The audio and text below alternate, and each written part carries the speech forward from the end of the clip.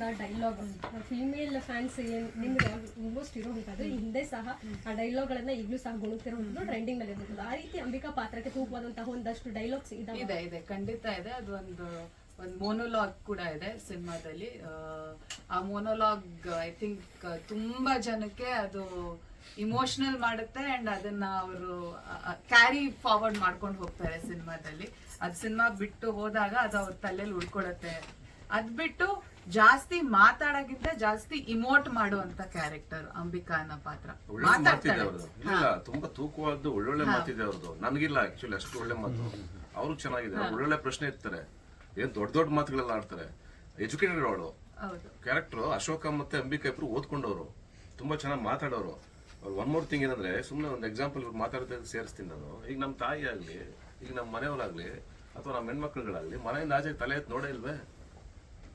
ಅಷ್ಟು 16 ವರ್ಷಗಳು 106 ವರ್ಷಗಳು ಒಳಗಡೆ ಕೂತ್ಬಿಟ್ರಲ್ವಾ? ಬರೀ ಅಡುಗೆ ಮಾಡ್ಕೊಂಡು ಹೊಲಕ್ಕೆ ಹೋಗಿ ಗದ್ದೆಗೆ ಬಂದು ಇದೇ ಲೈಫ್ ಕಳೆದ್ಬಿಟ್ರಲ್ವಾ ಇಡೀ ಜೀವನ?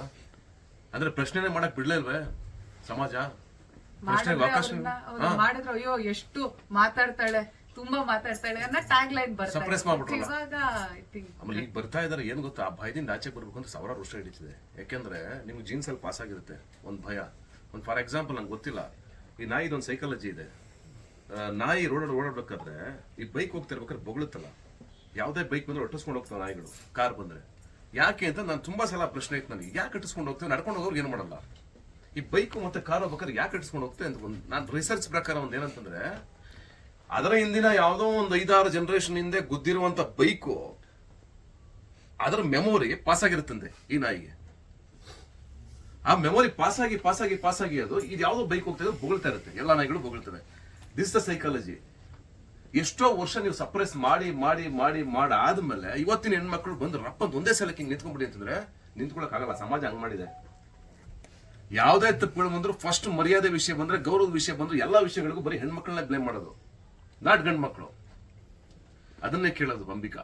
ಆ ಪ್ರಶ್ನೆಗಳೆಲ್ಲವೂ ಸಿನಿಮಾದೊಳಗಡೆ ಇದೆ.